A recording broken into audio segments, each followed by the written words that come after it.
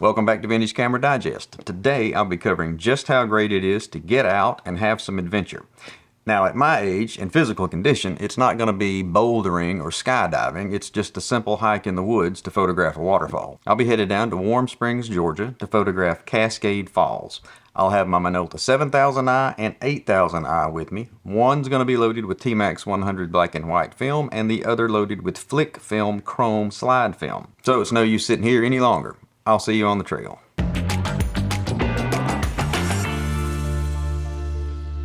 I'm on a trail here in Pine Mountain, Georgia, on a quest for some waterfalls. Now, the cameras I have with me today are a Minolta Maxxum 8000i and a Minolta Maxxum 7000i. I have one of them loaded with FlicFilm Chrome 100 ISO transparency film, and I have the other one loaded with T-Max 100 black and white. So, let's go find the waterfalls.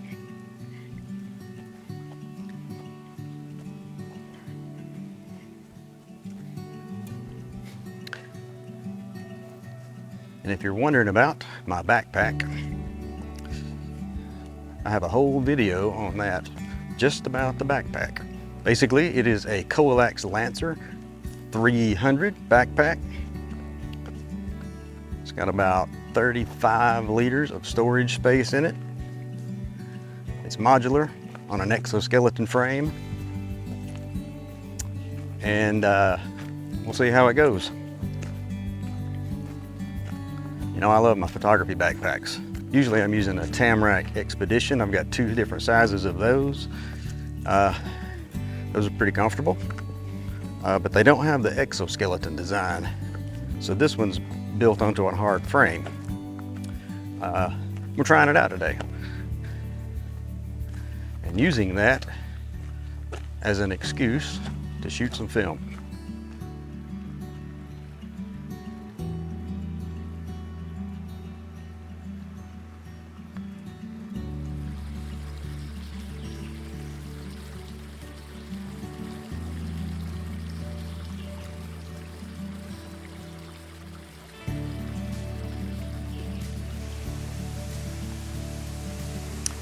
I think we're at our first legitimate waterfall. Now, in some parts of the country, you're going to say this isn't a waterfall, but this is Georgia, so we're just happy to get whatever falling water we have.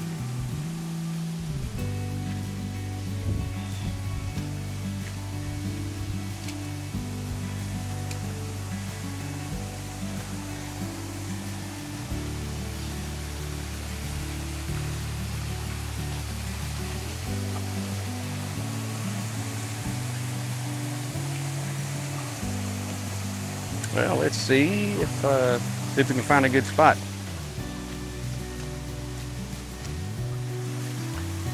So what the plan will be to utilize this sort of in the foreground, and hopefully we can get some color and a little bit of light coming down. Like I said, that is not that impressive waterfall, but it's what we have.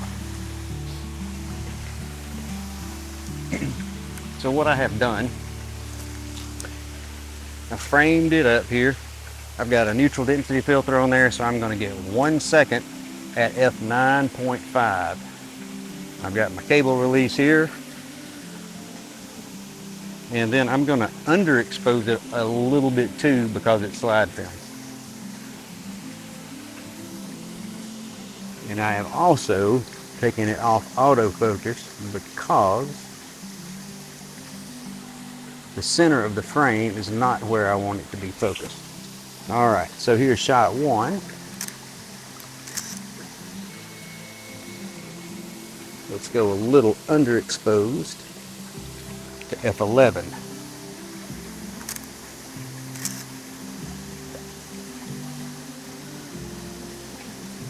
So what I hope is going to happen here, I've got this rock here pointing up into that direction. I've got this limb sort of pointing into that direction, so it's directing attention back to the waterfall area. And the reason I'm using 1 second is because I want to blur that water in the back. I'm not sure what sort of effect it will have on the water in the foreground. Tell you what, let's do one without the neutral density. and get a non-water blur photo. And what are we looking at here now? Okay. 1/4 of a second at 9.5. So let's do that. And a little bit underexposed. 1/6 of a second, 9.5.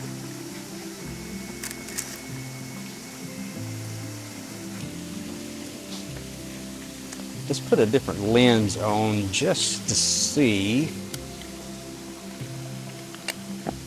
There's a slightly different angle of view, so that's 50. Putting the 35 to 105 on here.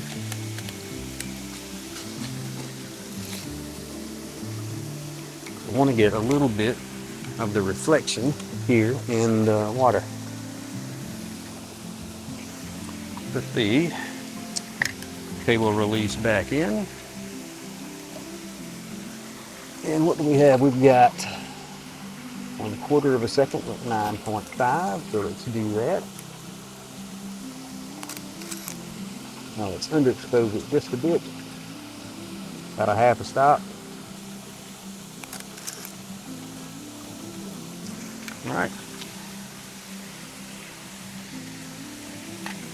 Now the black and white body. All right, where were we at? 9.5.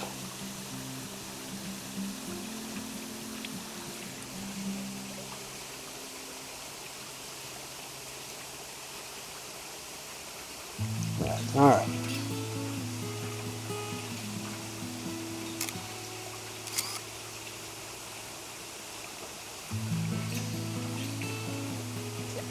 I'll overexpose this just a bit.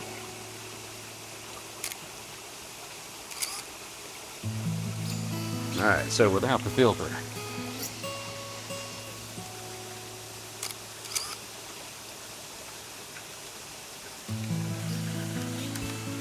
All right, let's move on.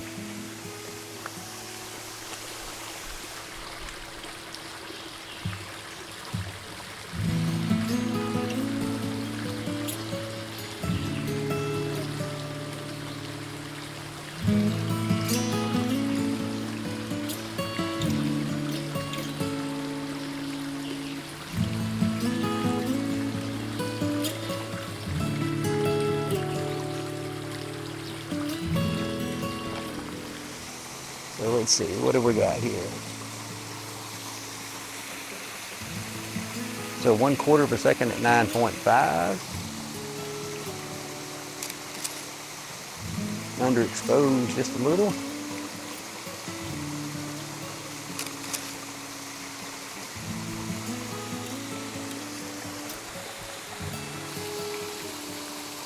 So 1 second at 9.5.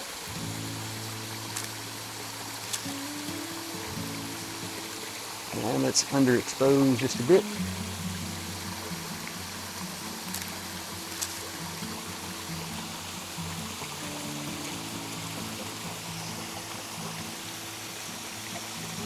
Hopefully those greens will really pop.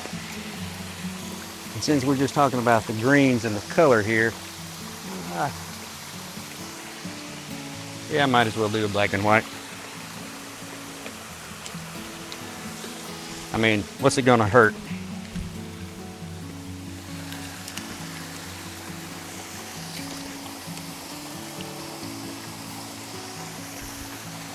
So we are going for the same bit.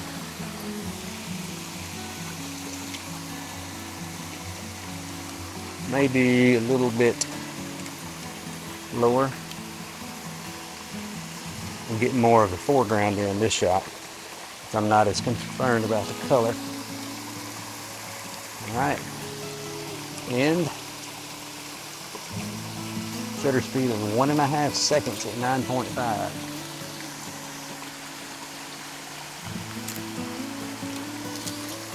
And again, slide back just a little.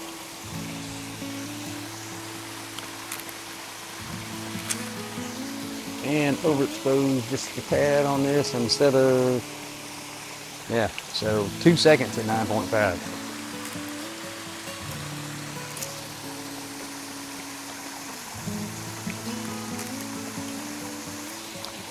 Let's zoom in a little bit tighter on this one side here.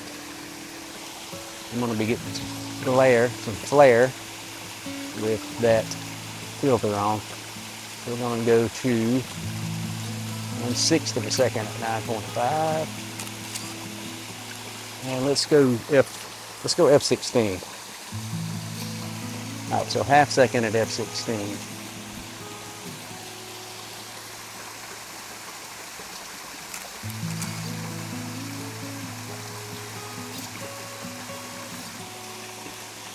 Move it just a little bit over.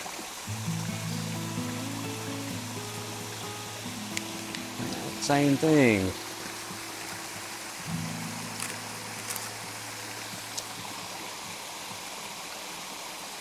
And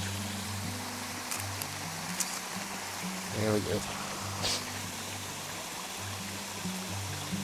Since I'm getting some flare, I may have to just change to a smaller f-stop instead of using that neutral density.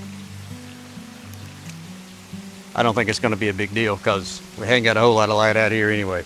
So I think it'll be just fine. Moving on.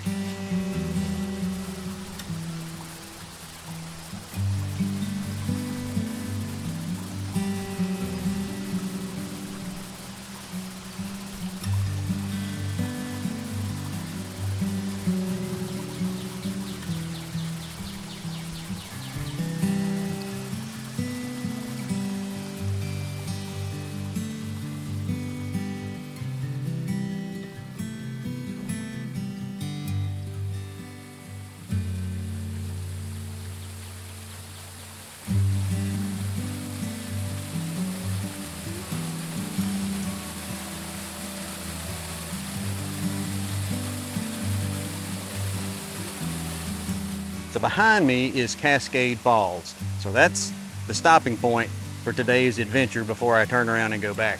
But anyway, this is what I was coming for. The weather is cooperated.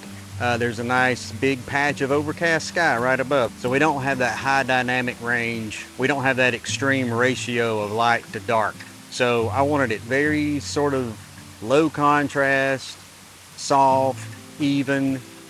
And I hope that the slide film, that FlicFilm Chrome 100, will be able to pick up some of this magnificent green. But I'm probably going to shoot the rest of both of these rolls here, black and white and the slide. So the first shot I've got set up. Let's go take a look. Now what I've got some rock here in the front that's going to be in the foreground. Waterfall is going to be in the back, but we've got this nice little bowl of activity. We've got these rocks over here that are going to frame this side. We've got this nice green over here.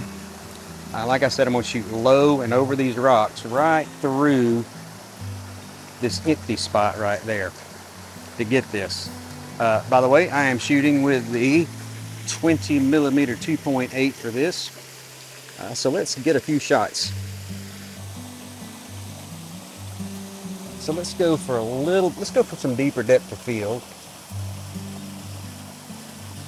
I'm going to go f16, and that is going to give me almost 1 second exposure time, which is what I want. I'm manually focusing this at infinity. Cable release. God dadgummit. All right, where was I? In the mud, right.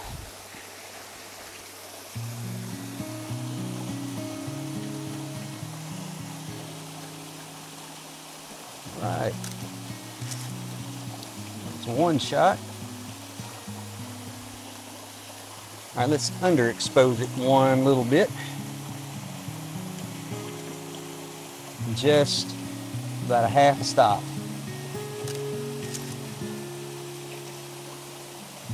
The reason I'm doing manual focus is I've got it locked down on the tripod, and the focusing point in the middle of the screen is not where I want the focus to be. So instead of loosening this up, focusing, lock focus, and reframing, I'm just shooting it. I'm just doing manual focus. It's easier that way. All right, before I move from this spot, I want to do some black and white of the same thing. So I'm looking for the same thing here. I'll put it back on manual focus. There we go. And very good. Overexpose this just a bit.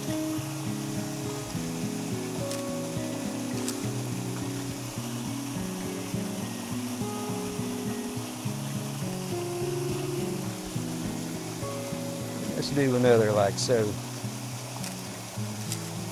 just for safety. All right. All right, let's find another angle.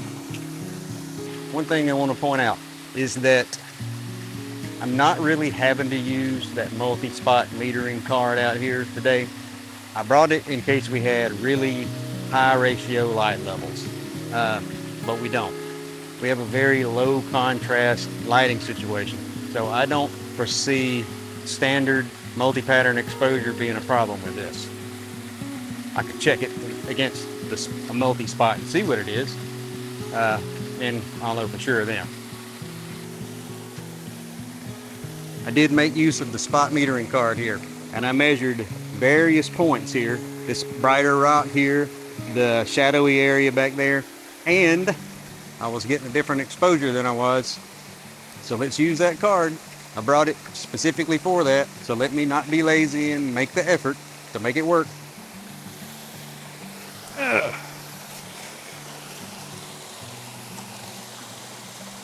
So it's telling me 1 second at f11. And again, I have manual focus. And we're going to overexpose just a bit. 1.5 seconds at f11. I do not have to reset the exposure between shots because it will hold that reading until I hit the card button and turns it off. So that exposure is locked in for the next however many shots I want to make. Get the color out here.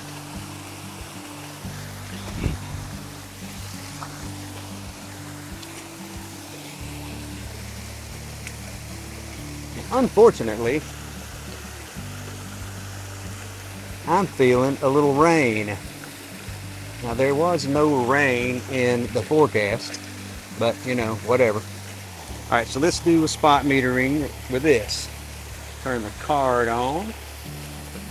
And yep, I'm feeling drops of rain here. That was not, after coming out all this way, the last thing I want to do is have rain on me. But sometimes that's just what you get, I guess. All right, as we said, manual focus to infinity here. All right. Okay, underexpose it just a bit.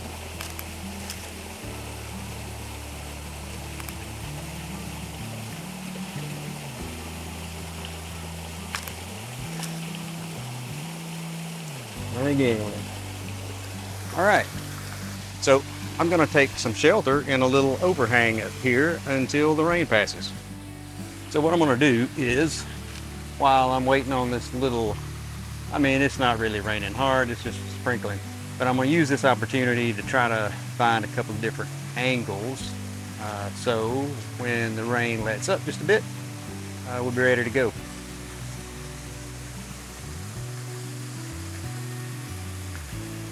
I do sort of like an angle from the top.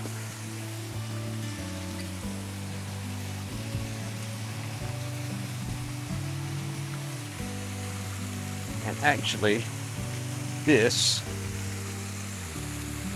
will make an interesting angle too. Probably with a 35 to 105. All right, so I have this framed up and I've got the 35 to 105 here. I'm zoomed out to about 70, and I've used the spot meter function to arrive at an exposure of 0.7 seconds at f11. So let's get one at that. And for this one, I'm not necessarily gonna So for these shots, the focusing point is sort of in the center of this, and that's where I want it to be. So I'm going to leave it there. All right, and let's underexpose just a bit. All right, so a half second at f11.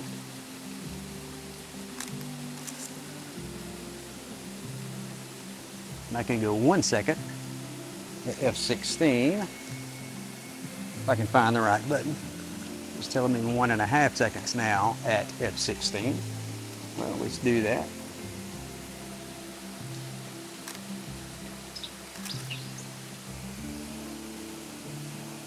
Now let's go back to f11. No, let's go back to 1 second at f16 for just a little bit of underexposure. All right, so I'm gonna do the same shots with black and white. 0.7 seconds at f11. I am going to focus manually on this one.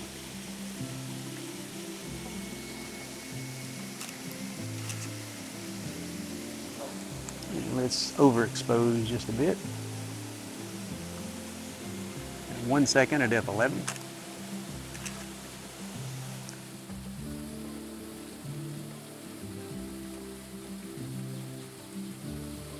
Before I move on, the rain had stopped. We're getting a little bit of sun coming through now, but that's all right. I want to get a horizontal out of this. All right, so I've got 5 spots. So I've got the water just sort of to the side, all right, just pouring in this way. All right, so I'm gonna move it to f16 because the sun's come out a little bit and we are a little bit brighter now. So it's 1/3 of a second at f16. And this is the black and white roll. Now let's overexpose it just a bit. Half second at f16. All right. I'm going to actually do one here with the tree limb in it. I am at 35 millimeters on this zoom. This is definitely going to be a shot that I will want color to. All right, so let's take some spot readings. Good, that's there. Manual focus again. Got 16 at 0.7 seconds. And let's overexpose it just a bit for 1 second.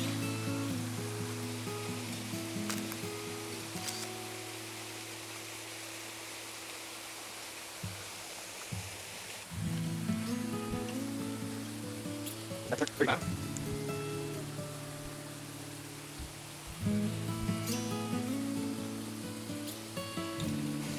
It's going to be a slightly different composition than the other one. So 1 second at f11. And I'm going to give it just a little bit less exposure.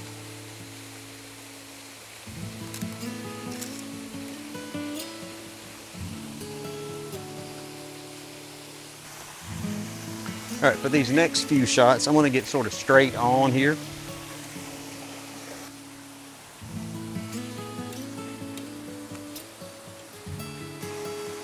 So we'll spot meter it in those multiple places.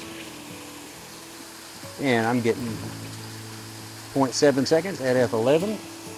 Again, that seems to be the magic number out here.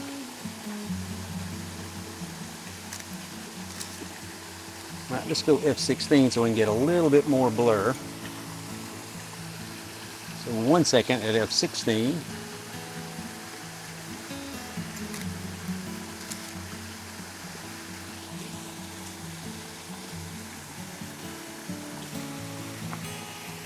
Exposure is the same.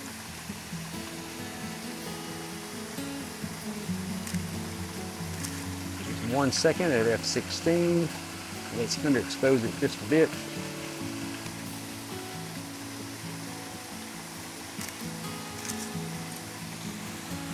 Getting a little bit more sun coming in here. I have to remeter this.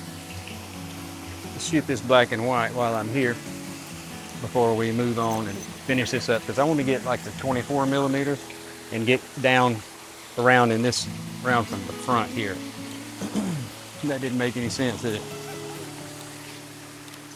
I want to get one more angle from down front in the rocks, because I like having those rocks as part of the framing.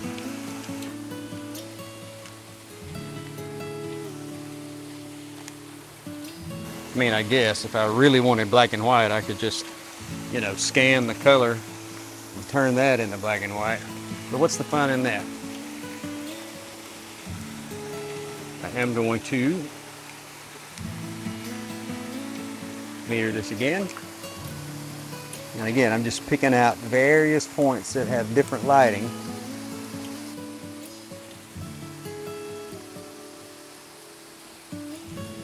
And that gives me an exposure of 0.7 seconds at f11. And that's not a surprise to anybody, is it? And a little bit of overexposure for this one. So 1 second at f11.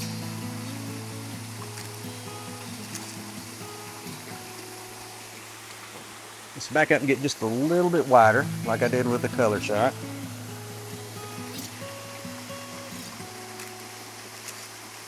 .7 seconds at f11. Overexposed a bit.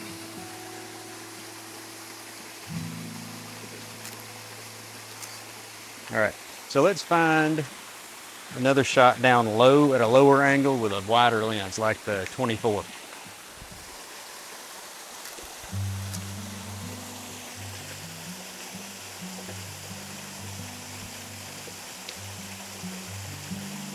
Go 22 as well.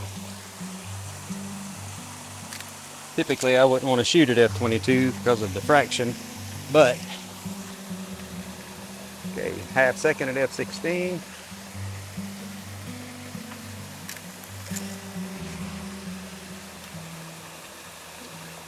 It's underexposed just a little bit. Oops, we're losing the sun here.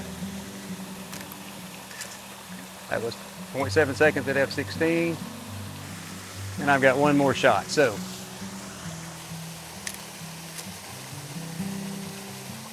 that was a half second at f16.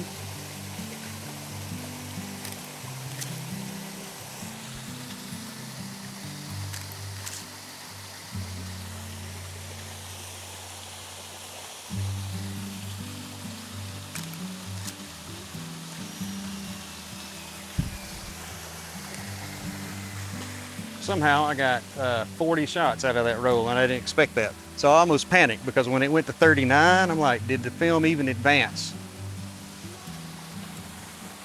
Okay, so with the FlicFilm Chrome, you get more than 36 exposures. Good to know. All right, black and white. Finish this roll up.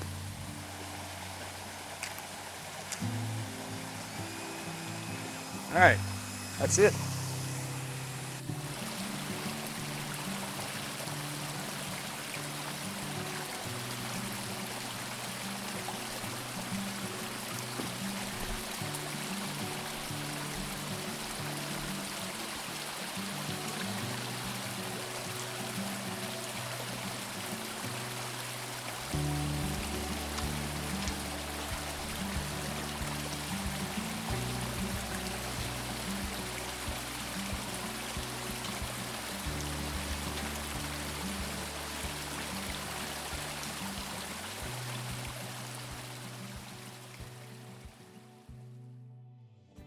Well, I don't know which shots I like better, the black and white or the color, but I do think that for the most part, those two interpretations of that subject are equally valid. So I'm glad I had both. And I'm glad I had the Coelax Lancer 300 photo backpack to use. That is one of the most comfortable packs I've ever had on. The rigid frame just seems to distribute the weight really well, and it holds a bunch of gear. If you want to learn more about this pack, I did a dedicated video for it, and I'll put a link to that video at the end of this one. And if you're already familiar with the Lancer 300 and have just been on the fence about getting one, well, here's some motivation.